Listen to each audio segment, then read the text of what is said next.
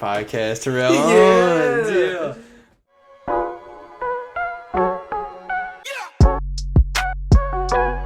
What's going on, y'all? We're back. Podcast 81 now. T.O. Yeah.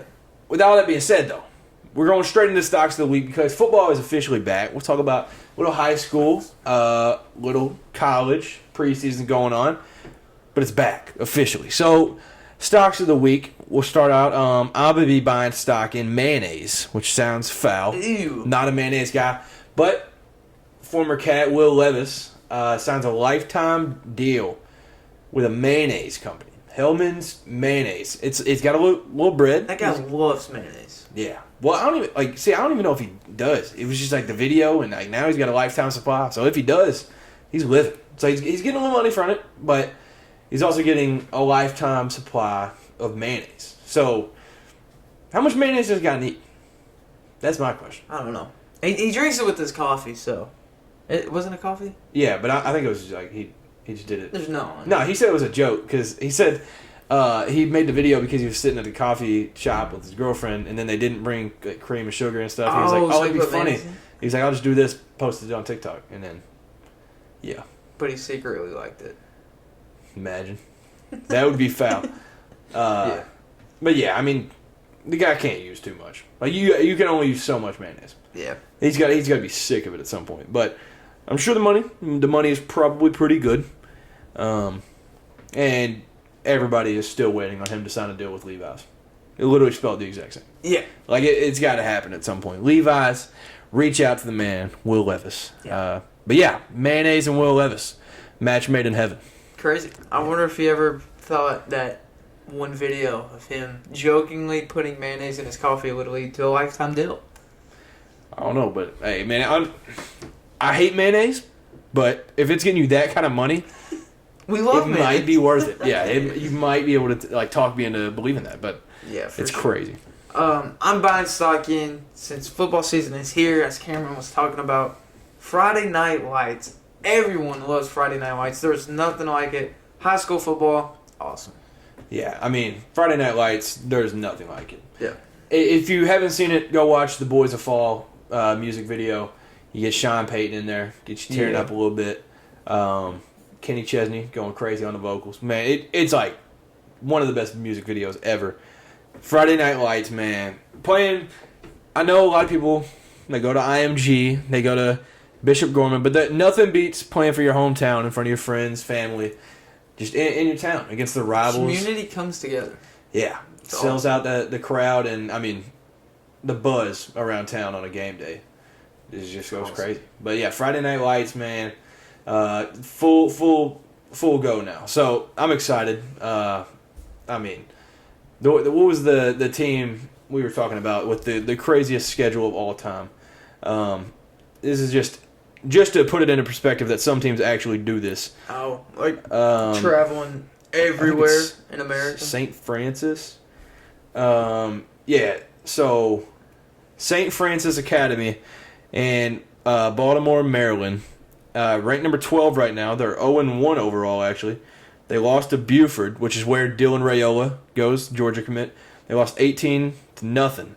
And wow. But they play 5 of the top 10 teams, 4 of them on the road, and the one they get at home is number 1 Mater Dei, which I also learned from the QB1 like documentary where they've now released that season 4, that in Mater Dei you have to shave your hair, like you got to go buzz cut. So yeah, Bryce Young, I completely understand why you grow your hair out at Alabama, but Yeah, that makes sense. yeah, and then they had to take his ears being pierced, had to take the earrings out. So it's like straight military school? Yeah, basically. They got an old head coach. He's been there like 30, 40 years. It's like Johnny Manziel High School. Yeah. Yeah, Tyvee or whatever. Yeah. Yeah. I don't even know how I got off on that, but high school football, man, it just rocks.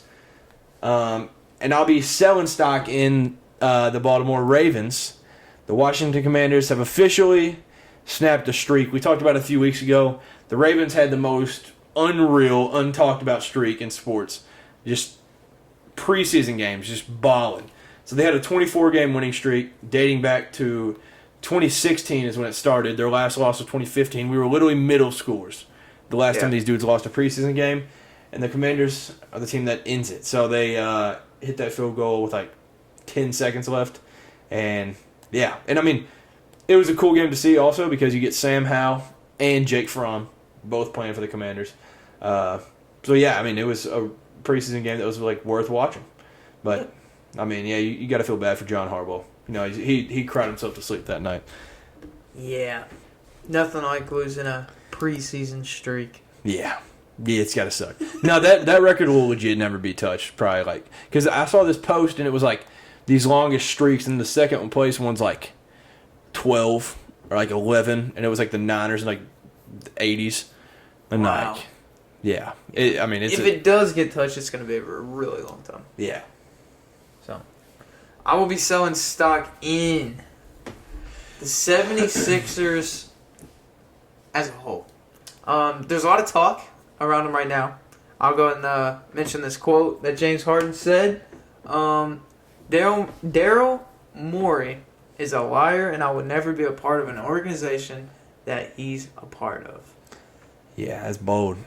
So that was about, I don't know, around a week ago when that quote came out, but there's been more since then. He gets fined $100,000. I think that was today or yesterday. And all the Joel Embiid stuff is also crazy. Yes. Like Joel Embiid took trust the process or whatever out of his bio. Not a good look.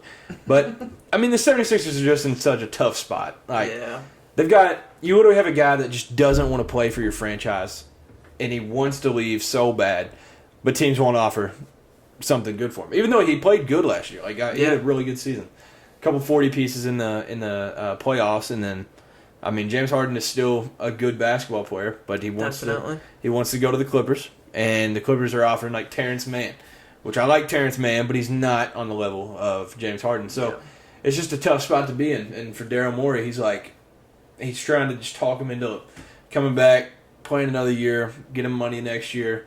But he's not even showing up to practices, camp, nothing. And so that's good. I mean, the Sixers are just in shambles. Yeah. They just they can't hold anybody. They're making so many promises that they can't keep. Yeah. So I mean, that's really hurting them. Yeah. So, I mean, I would like to see James Harden go. I mean, I'm always just for, like, players kind of getting what they want, but at the end of the day, it's a business still. Yeah. And, like, those owners are just getting, like, put in tough spots. So, like, I'd like to see him on the Clippers, but they're not getting crap for him. Like, it's just going to be weird. I mean, something's eventually going to work out in everybody's favor. Mm-hmm. But right now, like, it's looking like Nick Nurse got him into the worst spot in coaching because he's literally going, and there's a chance James Harden leaves this year, Joel Embiid's gone next year, and then he's just screwed, left alone. So we'll see how that goes from there. But it's definitely taken off the shine of the Dame Dollar to Miami. But he was like on his story, he like retweeted somebody saying, "Come to Miami." I mean, I think it's literally just a matter of days. Mm-hmm. They're just trying to work it out. But they need something. Yeah, they're gonna have to figure out something for the Sixers because they're so close. So close. Literally a Kawhi missed three gets them to the finals. Like they're right on the edge, and it feels like it's all about to fall apart. Right as they get close. And from this point on, we'll talk about college football because it's officially back this week. If you all follow the Cameron and Cade podcast Instagram, we've been posting Cats and Vols players for each day up till our season, which is now 11 days away. Mm-hmm. 10 when you're watching this, but we're only 4 days away from actual college football. We got Vanderbilt in Hawaii this week. There'll be USC. Yeah, phenomenal game. USC, San Jose State, I think.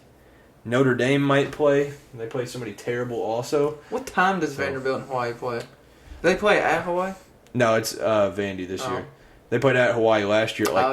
Because it kicked off at midnight. I was so hyped. Yeah, because I was about to say, dude, it's going to be some crazy time. Let's see. So the first game on Saturday will be Navy and Notre Dame at 2:30. But the Vandy game... Wait, did they not play this week? Hold on. Vanderbilt. Because I know this one is 8:26. That's Saturday.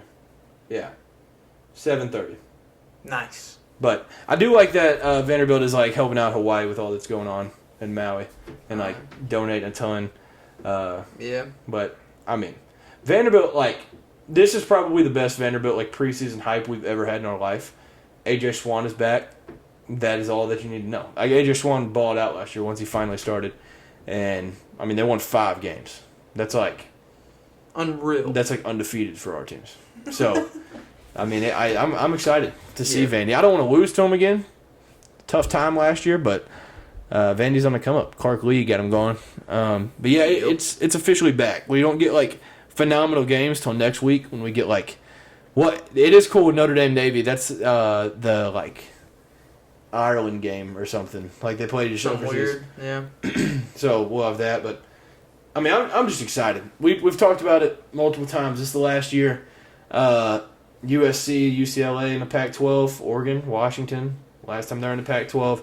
So lots for everything. Yeah. Texas and Oklahoma in the Big 12. Like, everything changes. Last year, the 4-team playoff, which going straight to 12, still controversial. There's new like reports coming out about the possible 8-team playoff. So, reducing that's back it. in the mix again. Yeah. So, I think they'll probably see how that first year goes. To me, it does feel like it should be 8 because they're basically doing 8 and they're giving teams a bye, which actually does numbers for football. Because like some teams playing a football game and you're just sitting on your couch like. So I feel like doing 8 would, and it also 8 would be nice. I think that's what I originally said. But I was like, dude, 8 is way better. Yeah, because I mean for our teams, obviously, yeah, it's cool. Like making a playoff, no matter what, that's gonna be cool. But for Cincinnati, like in their stadium, I've seen it says like 2021 college football playoff appearance, and like having that means so much. So if you're like that 12th team, you're like, well, I guess we were pretty good, but we were 10-3 or something. Like it to me, it just doesn't mean as much. Like I would still be ecstatic and throw an absolute parade if we made the playoff. But I'm just saying for teams that are like flirting around that and like, because like Alabama's never gonna miss a playoff, Georgia will never miss a playoff. Like, so there's just certain teams like that where it's just. But I think with 8 would be perfect. I think 8 would be nice. Would be solid. Yeah, the last year, which this might be the most sad of all. SEC, CBS. We don't get it after this year. That's probably the most heartbreaking thing to me. Yeah, it's the last of many. This is the last year of college football as we know it. So we're gonna have to take advantage of every possible game. Yeah, I ain't doing crap on Saturdays. Like, if I got like important plans, I'll go do something. But I'm keeping my phone on me, watching these games. Like, it's gonna be an important season. Like, we're gonna have to tell the kids about watching USC in the Pac-12. All these games are just gonna be crazy. Gonna have to take them in last year, but and also speaking of the Pac-12, I'm excited to see just the whole quarterback situation in the Pac-12 because you've got DJ. Now officially the starter for Oregon State. You've got Dante Moore, UCLA. Any quarterback under Chip Kelly, I'm excited to watch. Bo Nix, obviously Heisman contender. Michael Penix, Caleb Williams, Cameron Rising back for an 80th year.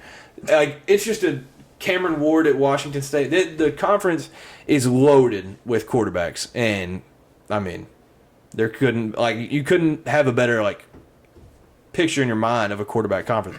And it was also announced, I think today, I don't remember if it's Jalen or Jaden Rashada, which is a guy that a lot of people know because beef and stuff in high school. Like, he committed places, didn't get the money he was offered, so then he decommitted, went all this. But he's a starting quarterback at Arizona State. He was a 5-star.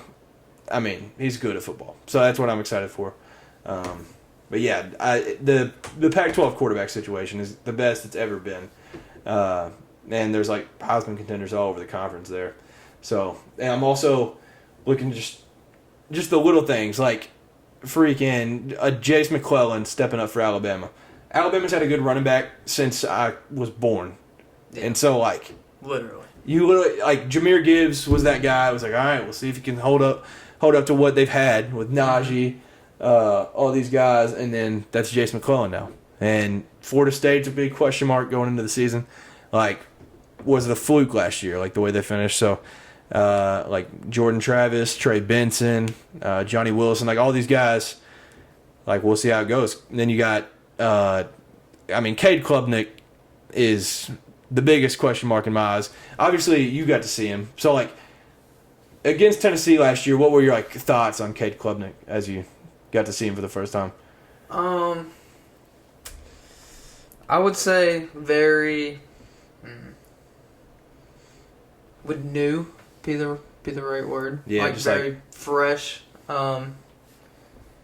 Yeah. Just kind of inexperienced and stuff. Yeah, kind of. Yeah. Rookie mistakes. Yeah, I mean, from my perspective, I would definitely agree with that. Yeah. That's why I think he is such a big question mark. 5-star, number 1 or number 2 quarterback in his class, and then he gets to learn from Dabo, who's had a list of amazing quarterbacks. And you get Will Shipley back for them, who is an argument for the best running back in the country, with Blake Corum and these other guys. So just college football as a whole, Quinn Ewers, Arch Manning, that whole talk. Yeah, I mean, Texas, in my opinion, has the most talented roster in the country. A.D. Mitchell transfers from Georgia. We watched their spring game a little bit. Like, that team's going to be dangerous. You have the SEC. After this season, we will have a new leader in career passing yards with Will Rogers. He'll pass Aaron Murray this year, as long as he just doesn't get hurt. It's just going to be an exciting year. Joe Milton, a lot of talk around the country with Joe Milton. So, what's something you expect from Joe Milton this year? Like, obviously, you got to step up leader-wise, take that spot from Hendon. Yeah. But I don't think he'll have a problem filling in the shoes that Hendon left, honestly. I think Hendon was probably the best possible leader for him, too. Oh, yeah. Yeah. Perfect guy to lead last year and kind of show what our offense should be and can be. And I think Joe Milton knows that, too. Like, he knows what he has to do.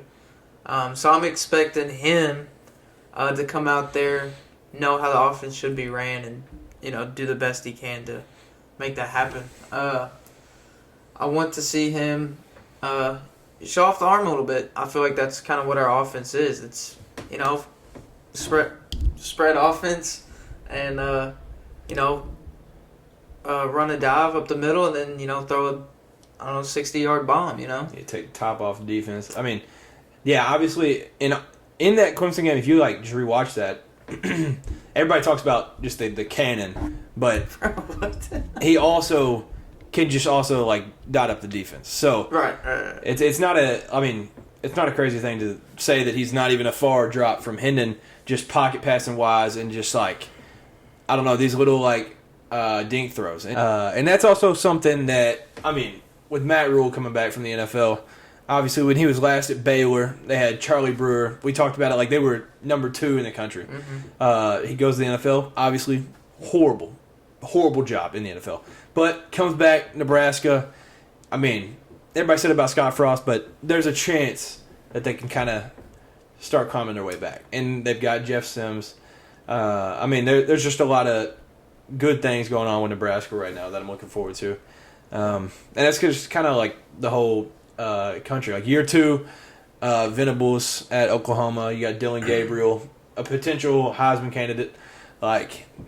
This is probably, in my opinion, the most versatile quarterback group in the country that I can remember. Obviously, there's been phenomenal quarterbacks in our life: Johnny Football, Marcus Mariota, Jameis Winston, Lamar, Baker, Kyler, Joe. But it just feels like every team has a guy that, if he breaks through another layer, could win Heisman. And it just feels like the whole country has their guy. And, for Kentucky also, Devin Leary, everybody believes that this is the best quarterback we've had under Stoops. So, there's a lot. It's exciting. Yeah, it's definitely something to look forward to. As if you don't already get hyped enough for college football. Yeah. Everything is leading up to it. But yeah, it's just an exciting time. So 11 days, 10 days, whatever, for our teams to kick off. And that's when college football will officially start get going. So next week we'll have the SEC predictions again. Last year we did dang good. I feel like we did a dang good job. Yeah, except 2 teams. It was just Arkansas. They let us down. They went 6-6, I think, and I think I had them 10-2, and then A&M. Texas A&M was a bad one. Yeah, which nobody predicted that. No, yeah. We both did predict Auburn would suck. And I think we both said like 4-8. We did. And we didn't expect LSU, but yeah. So look forward to that next week. I'm excited for that. As we'll do that next podcast. But for right now, we're gonna do some preseason picks. Yeah. We did this last year, mixed in, but this year we can talk a little bit about it. So for Heisman, I'll start us off. There's obviously the big names: Caleb Williams, Bo Nix, Drake May, some other guys. But I'm going with my man, Sam Hartman out of Notre Dame. I believe he would be Notre Dame's first Heisman winner since '87. Wow. When Tim Brown won it. So he doesn't necessarily have the weapons, but Notre Dame does have a sorry schedule. They play some really good teams. They play like 3 or 4 teams that are preseason like top 15. But it's outside of that where I think he can just absolutely dominate. And going from Wake Forest, he's got the experience. All he has to do is just plug it into Notre Dame. And, I mean, Marcus Freeman's a good coach. So I think it's just, if those things blend well, it's a new OC. But Sam Hartman, I mean, he's a veteran. I think he can get it done. And I would be ecstatic to see that man win Heisman. Winning your games definitely plays a part in the Heisman race. Yeah. You got to be able to win. You got to lead no the team doubt. to victory. Yeah. If you have, I mean, I don't know if they have an exact, like, point that you go by, but if I feel like 8-4 or worse, you're not winning Heisman. Yeah. And, I mean, which takes a lot of team success into it also, but if you're a team like Arkansas or something, SEC West, and you have to play these Alabamas, LSU, it's just a tough place to play, but yeah, I think Sam Hartman and them. I think Notre Dame gets some dubs this year, and I'm all in for the Heisman season. I like it. My Heisman pick, a lot of people don't really believe in him too much or like him that much, but I'm going Jaden Daniels at LSU. So, very exciting. I think he can be the guy. Yeah, and when we did our tier list, we did have him Heisman contender. I think we did Bo Nix, maybe Michael Penix. I can't remember fully, but we did have Jaden Daniels in that top one, and we both agreed on it without even like talking about it before. We were both like, all right, Heisman contender. Yeah. Because it's that second year type deal. Like, he figured it out at the end of year 1. He did. And so, yeah, year 2, it's like, it just looks nothing but up for him. But, yeah, it's just a guy that can do literally anything. So, we'll do conference predictions so far. Obviously, in the SEC and the Big Ten, they do East and West. And so you got to do the champions from there. But ACC, Big 12, and Pac-12 don't do that. They just take the best 2 teams based on their record. Big 12's starting to do that. Yeah. Now that they have these new additions, so they're doing North and South. So ACC, Pac-12, they do not. We'll start out SEC. I'm going with the most wild one I could think of, most off-the-wall teams possible, Georgia and Alabama. No. Yeah, Vanderbilt barely beats out Missouri to get there. But Georgia, Alabama for me. And whenever we get to these playoff predictions, you'll see why I have Alabama beating them. Okay. For the SEC championship, I have the Tennessee Vols and the LSU Tigers. Yeah. I was pretty excited. Getting somebody new. I think Tennessee can get there this year. Gotta beat Georgia. I see us beating Georgia this year at our place. Then LSU, I think Jaden Daniels, like I said, I have him as my Heisman winner. I think LSU figures it out. Alabama, I'm not saying they're gonna do bad. I just think they're gonna be right outside. Maybe like they're getting it figured out, but just not the dominant Alabama that we always see. So yeah, So into the Big Ten. I'm going Classic, which I think it was 2 years ago. They faced off Michigan and Iowa, which will be interesting because you get a Cade McNamara versus J.J. McCarthy, 2 Michigan QBs. Nice. Duking it out in Indy. Yeah, that's awesome. Yeah. Big Ten, I have Ohio State and a little off the wall, but I'm going with Nebraska.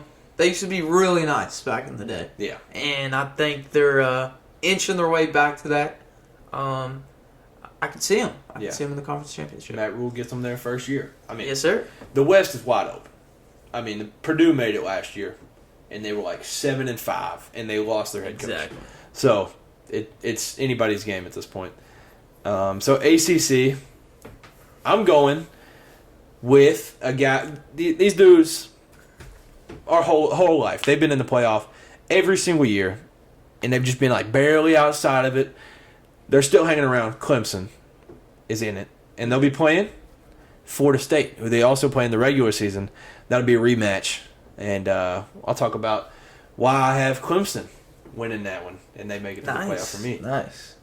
ACC, I got Clemson as well, and then playing NC State. I don't know. There's something about NC State.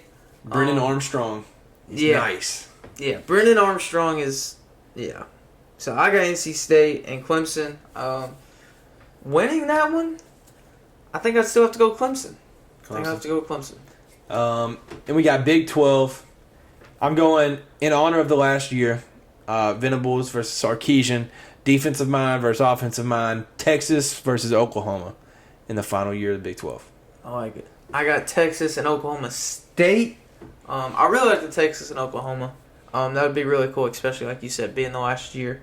But Oklahoma State, just I feel like is always that team that kind of does better than what everybody expects. They're kind of always that team that goes above and beyond. Yeah. I should say. I'm a man. I'm 40.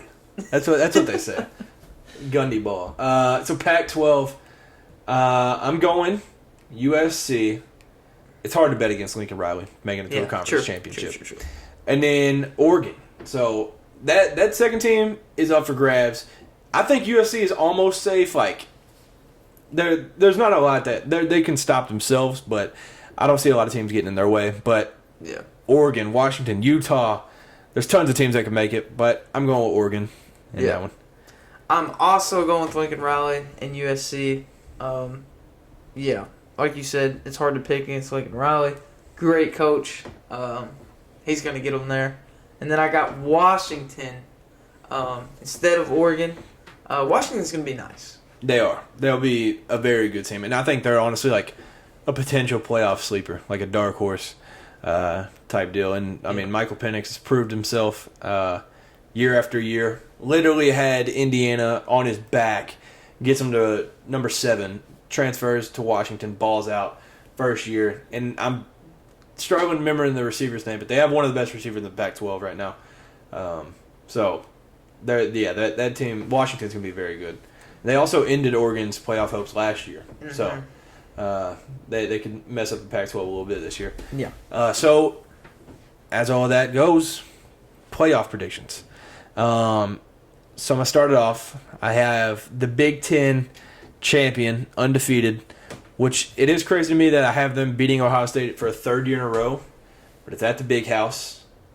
I mean, if you get a home game versus Ohio State late in the year with an inexperienced quarterback versus your like a Heisman contender quarterback and Heisman contender running back, I don't see a world where Michigan just gets beat there. So I got Michigan as my 1 seed, undefeated. They win the Big Ten, and I think that's just enough said there. And I think it's honestly the winner of that the game late in the year. So that's what I think the 1 seed will be. And then I'll go 2 seed. I have Alabama. So I have them winning the SEC, beating Georgia again, haunting Georgia once again, beating them, and making Georgia fans not be able to sleep for like weeks. And I think they just kind of get back to it. It doesn't even matter who the quarterback is. I like Alabama. Mm-hmm. And then 3, I've got the Pac-12 champs, USC, so they knock off Oregon. I do think they drop one regular season at some point. I don't know their schedule fully, but I think they drop one in the regular season and end up winning out, beating Oregon, get the 3 seed, and that's Caleb Williams' goal. I mean, he said he came back this year with one thing in mind, making the playoff. He might have been a little delusional talking about national champion, but I don't know. Getting to the playoffs the first step, and I like them there. And then my 4 is Clemson.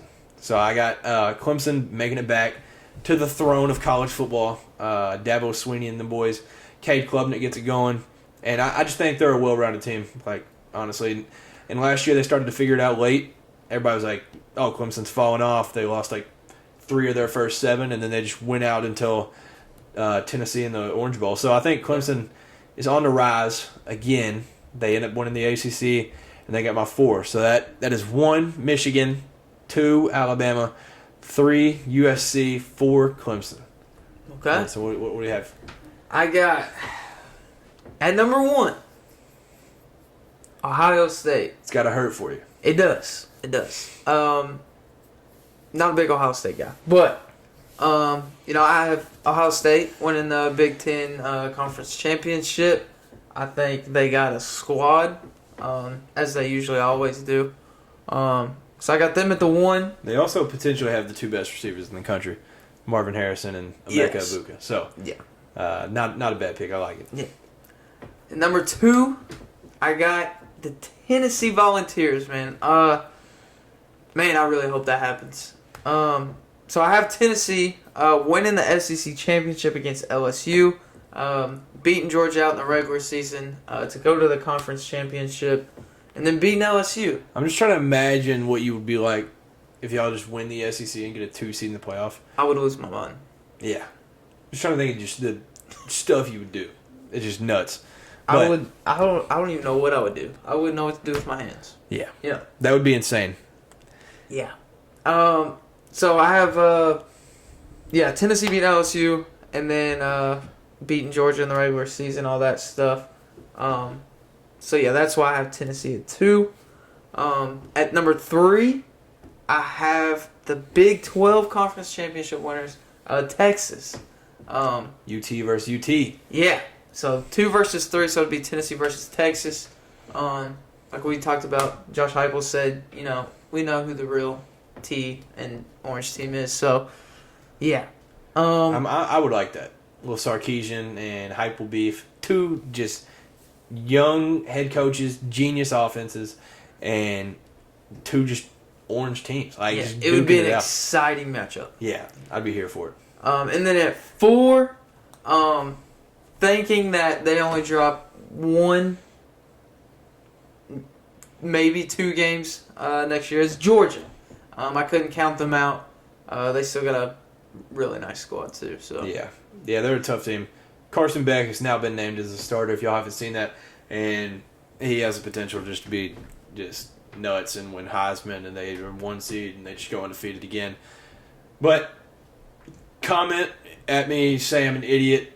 They've gone 29-1 in the last 2 years, and I don't have them in my playoff. But I have a lot of friends that are Georgia fans, and I love Georgia, but I just don't have them doing it. I think they'll drop 1 regular season, young quarterback. It just happens. Mm-hmm. And going to Neyland, it can happen there. Tough games at home, for the most part, literally a cupcake schedule.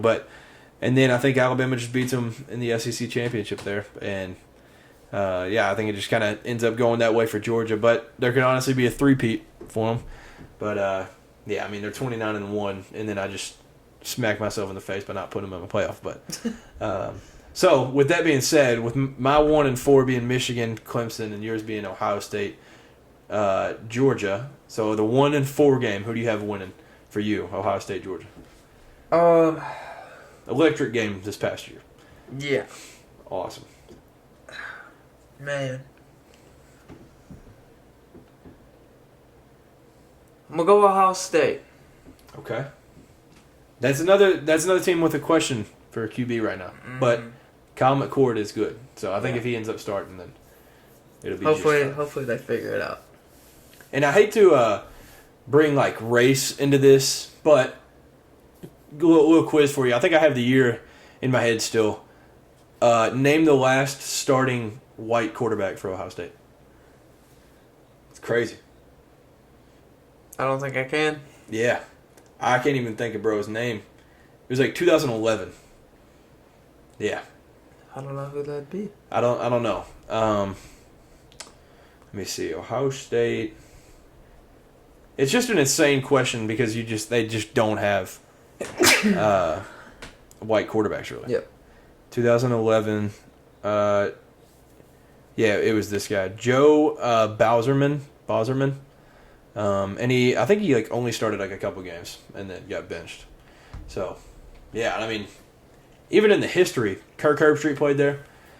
Other than that, Troy Smith, he won the Heisman in 2006. He was also African American. So, they're all good quarterbacks. It's just crazy to think that Ohio State will have a white quarterback for the first time in a long time. I mean, they had Joe Shiesty on the bench, but yeah, it'll be crazy. They've got this dominant run of quarterbacks. So, it's kind of big shoes to fill also for whoever's up next. Yeah, that does kind of worry me with Ohio State, but it's Ohio State. Ohio State's going to be fine, yeah. They'll put up points no matter what. And Marvin Harrison last year, he only played that first half and single-handedly kept them in the game and kind of got them a lead. So, yeah, not a crazy pick. Mine is Michigan versus Clemson. Michigan will win it. They'll finally get over the hump of winning their first playoff game.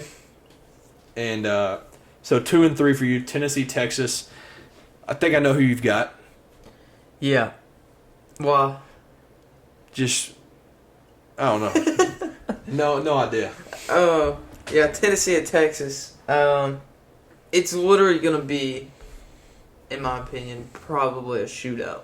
Yeah. Like high scoring, like just high powered offenses, going at it, and it's gonna come down to who can score the most, who outcoaches who, you know. But yeah, I'll take the Vols on that, and I'm actually gonna go back on what I said. Thinking about Ohio State and Georgia again, I can't count Georgia out. I'm gonna have them winning, and I think it's gonna be an SEC national championship game, Tennessee and Georgia. Like 2018. Can Tennessee beat Georgia twice in 1 year? Hey, things happen. Yeah, we'll see. That'd be nuts. So yeah, my championship would end up being Michigan is in it. Then you got Alabama versus USC. Alabama wins. And then I'll go ahead and get my champion. Alabama beats Michigan in the national championship. And it's a what? So Georgia's back to back. Then it was Bama. Then it was LSU. I mean, we'll just be on some stupid run again. Be 5 years, I think. So yeah, that'd be insane. 5 years at SEC. So yeah, I've got Alabama beating Michigan in the national championship. So yours is Tennessee, Georgia. So do you think it has happened twice in the same year? Hey, some crazy stuff can happen in college football. Yeah, it's either beating the defending back-to-back champs twice in the same year or a three-peat. That's nuts. Yeah, that's an insane stat to have. Do the Vols do it? Probably not. Probably not. Yeah. So you've got Georgia three-peating? Man. That would be wild. That would be nuts. History. That would, honestly, Brock Bowers would have a case for being the greatest college football player of all time. If he just stayed 3 years and won 3 championships. Oh my gosh. That'd be like the best 3-year span of any college football team ever. Yeah, while he's also just casually the greatest tight end prospect we've ever seen. Yeah, that would be an unreal career. So yeah, there you go. We both have an SEC team that's not our own winning it. There's also some delusional Kentucky fans, which I don't hate it because I'm all for hype, that have already purchased tickets to Atlanta. Yeah, so wow, that would be our first time since like either 77 or 51. That would be our first time going. So yeah, there's some Cats fans that have them booked. Got a hotel in Atlanta. I don't know. I just this schedule is brutal. Yeah, That's my only issue. Is just Kentucky's schedule is absolutely tough as nails. Alabama, at Georgia, Tennessee at home, Florida at home, at Mississippi State, which is always brutal. It's just, I don't know. That is brutal. If history just repeats itself, we'd go 7-5, and it'd be just a normal day. Yeah. But also, Louisville's actually going to be relevant. So that's also just not a bye game at the end of the year. At South Carolina this year too. So wow. yeah, this schedule is not the best for. It just sucks because this team is so dang good. Mm-hmm. This team is absolutely loaded, and we could be truthfully, the best team we've had under Stoops and have an 8-4, 7-5 record. And it's just unreal. Yeah. But it's just the life of SEC football. Yep, life of just being an SEC fan. So yeah, next week we'll do, and it's not even that it's just. I mean, we're SEC biased, obviously, a little bit, but it's not even that we don't like the other conferences. We just know a ton about the SEC, so we're going to do that. Right. Right. And that's what we care about the most. So we'll do the SEC schedules next week. And yeah, I mean, college football is back. Friday Night Lights back. And NFL's 20 days. So, this is just awesome. This time of the year is phenomenal. It's a great feeling. Hey, we talked about some tickets today, possibly blowing a bag, third Saturday in October, which my thoughts were this could potentially be the last time it ever happens, which is a sad thought. True. It's a very sad I didn't thought. think about that. So yeah, I don't know if it's still worth putting up 4 digits in money for a ticket, but yeah, that might have to happen. Yeah, that'd be sick. Little Vols at Alabama, Dixieland Delight matchup. Yeah, so it's right here. 10 days when this comes out, and it'll be a Vol on the story for 10 days. So we'll have to think about who we want at number 10. Squirrel White. That was my thought. He's got to step up this year. He's going to be yeah. I did see probably the coolest NIL deal of all time. Brew McCoy. Let me look this up so I get this right. Props to Brew McCoy for this NIL deal. Probably should have bought stock on Brew McCoy for this. Okay, yeah. See, I don't even understand all this. Oh wait, I think I've seen something. Tennessee's Brew McCoy donating 1 AED device for every touchdown this season. After So, yeah, and he said this is just a great opportunity, and he's known some people that have lost their children because of cardiac arrest and stuff. So, yeah, what an NIL deal. That is NIL just at its peak. A guy on and off the field. Yeah. What a dude. So, yeah, he'll be donating a free AED device to those in need for every single touchdown. So that's awesome. So that is automated external defibrillator. So, yeah, shout out to him. Saving lives, scoring tutties. And, I mean, it's Josh Heupel's offense, so that's guaranteed points. Oh, yeah. So, yeah, he's helping out the world, too. So, yeah, you got any last things to close on? Vol Nation, come ready to play September 2nd. Yep. Wait, who do you open with? Wait. I don't even remember for y'all. It's late. I'm tired. It is late. Virginia? I think it's Virginia. That might be right. Let's see. Virginia at 12. I know we play at noon. Yeah, Virginia. Oh, they play at Tennessee, too. Virginia's sorry, too. So, it's opening up with a Power 5 team that's just butt. I think it's a neutral game. Oh, is it really? We're playing at, Bristol? Where are we playing at? Yeah. Wait, are you really? I think. I was about to say, that needs to be played again. Because when y'all played Virginia Tech at Bristol, it was awesome. I don't know. I know it's a neutral game, though. I'm pretty sure. Tennessee versus It might Virginia. just be in Nashville. I don't know. I don't know. I don't even say. Tennessee versus Virginia. Yeah, it's Nissan Stadium. Yeah. So it's called the Nashville Sports Council Kickoff. Nice. Yeah, all for it. Virginia's gonna get. I'm actually glad we're playing at noon, our first game, because I don't have to wait all day to wait until we play. That is true. Just wake up. We're we're either 7 or noon, and it's because it might be the first time we've ever started Because we always play noon, straight off rip, like first game, because we play somebody terrible. Okay, it's noon. So we get to 7:30 is the Akron. That's the game I was thinking about. But yeah, September 2nd? We're also noon, yeah. That's Oh, wow. September 2nd. Have to flip back and forth. Yep. Check out the Joe Milton show. But yeah, no, I guess that's about it. Reds doing the absolute best to not make the playoffs. Hunter Green's back though. Yeah. Yeah, so good news for Reds Nation. But yeah, football's back. And if you're in the state of Kentucky, stay safe this week because there's already high school football games getting pushed back like 30 minutes, hour. Oh, heat. Yeah, the heat is crazy. So yeah, I guess that'll just about do it for episode TO. Thank you all. Thank y'all for tuning in. Like we say every week, follow the TikTok, Instagram, subscribe, comment. Just let us know your thoughts on the podcast, and we'll be back next week with the SEC predictions. So thank you all. Enjoy some college football this weekend. Have a safe and great rest of the week, and peace. Peace.